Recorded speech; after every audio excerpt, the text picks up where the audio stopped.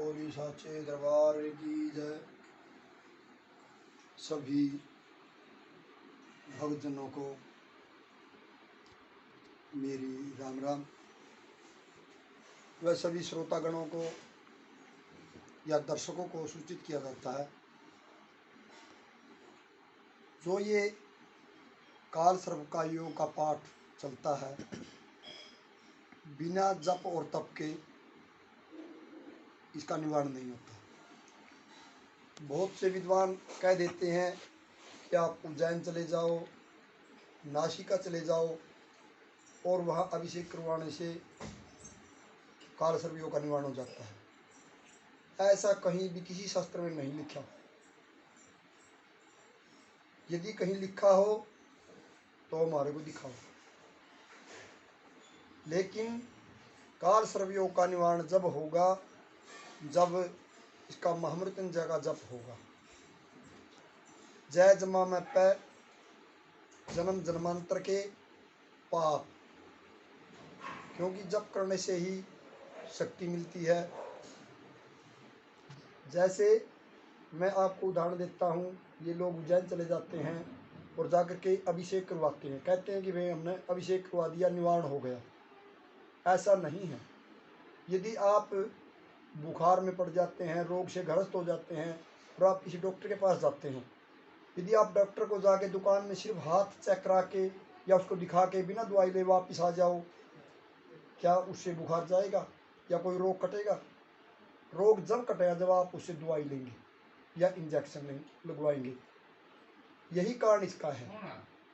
जब इसका जप और तप मंत्रों का जप होगा, 1.25 लाख महामृत्युंजय या 51,000 महामृत्युंजय, उसका जो फल मिलता है उसी से निवारण होता है। उसी प्रकार दवाई लेने से रोग चला जाता है। यदि आप दवाई नहीं लोगे तो रोग नहीं जाएगा।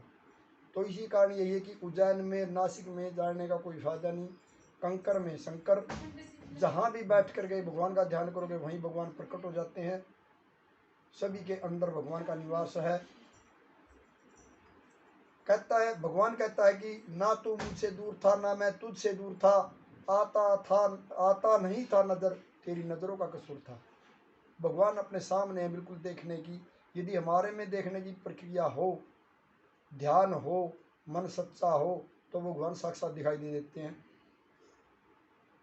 लेकिन हमारी आत्मा जो अंदर की आँखें हैं, ज्ञान की आँखें हैं, उनको कोई नहीं खोलता।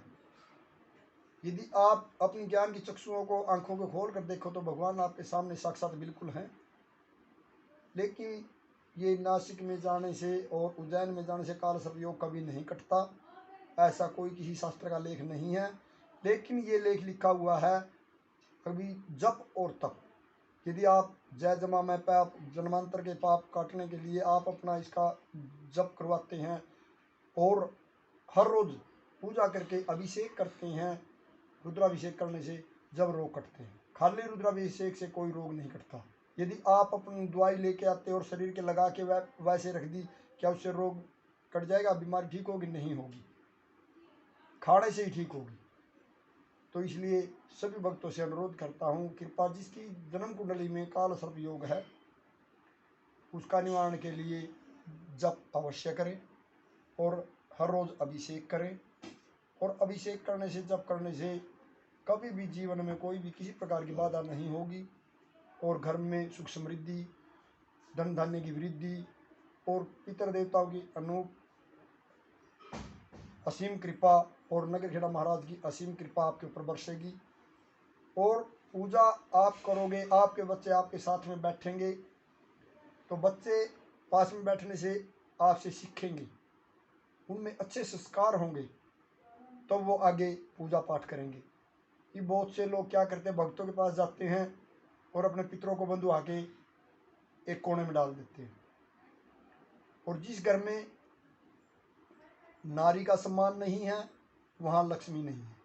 जिस घर में पितरों का सम्मान नहीं है अर्थात पितरों को नहीं मानता, तो उस घर में भी न तो धन की वृद्धि होगी, न पशुओं की वृद्धि होगी और न बहुओं के बच्चे होंगे, रुकावट आएगी।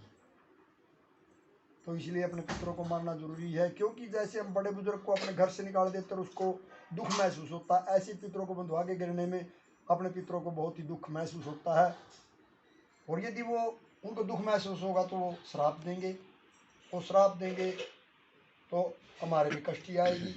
और यदि आप लोग अपने पितरों को मान करके, भगवान को मान करके श्रद्धा से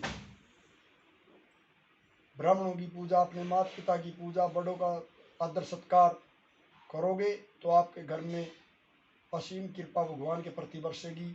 यदि आप अपने माँ बाप का सत्कार नहीं करते, पूजा पाठ नहीं करते, तो आपके घर में देवता लोग कभी भी विराजमान नहीं होंगे, ऐसा शास्त्र का लेख है। तो सभी भक्तों से अनुरोध है, कृपा अपने घर में साल में एक बार पितरों का अनुष्ठान या माता दुर्गेश्वरी का अनुष्ठान अवश्य करवाएं। तो सभी भक्तों से अनुरोध है, कृपा भ्रमित न हो। सियाणे सपटे भूपे, सियाणे घर खाने, जितने सियाणों के पास जाओगे इतना अपने घर को लुटवा लोगे। और आप अपने पितरों को मानते रहो, घर में पूजा करते रहो, सात्विक ढंग से रहो, लहसुन प्याज और शराब मांस मीट अंडे आदि का परहेज करो, तो आपके घर में सुख समृद्धि होगी। शाकाहारी भोजन लोगे तो आपका शरीर भी ठीक रहेगा, कोई रोग नहीं होगा, और आपके देवता लोग, आपके पितर सभी प्रसन्न होंगे।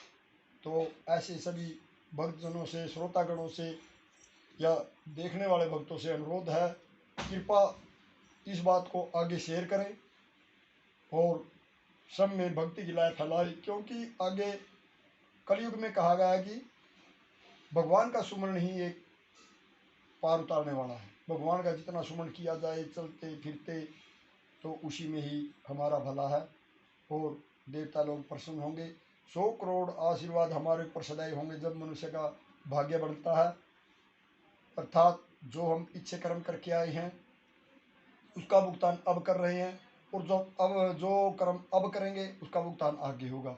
इसलिए मनुष्य ने चाहिए कि, हर भक्त ने चाहिए कि अपने कर्म को संवारो, अच्छा कर्म करो, ताकि अगले अपने कर्म शुभ और साफ रहें और हमारा पुनर्जन्म दोबारा मनुष्य योनि में शुभ कर्म करने के लिए हो।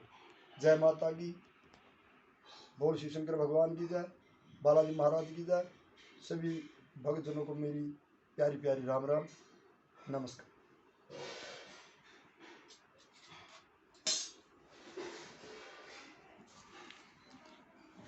फिर उस पर व्हाट्सएप उस पर भेज देंगे, पहले देखेंगे ना।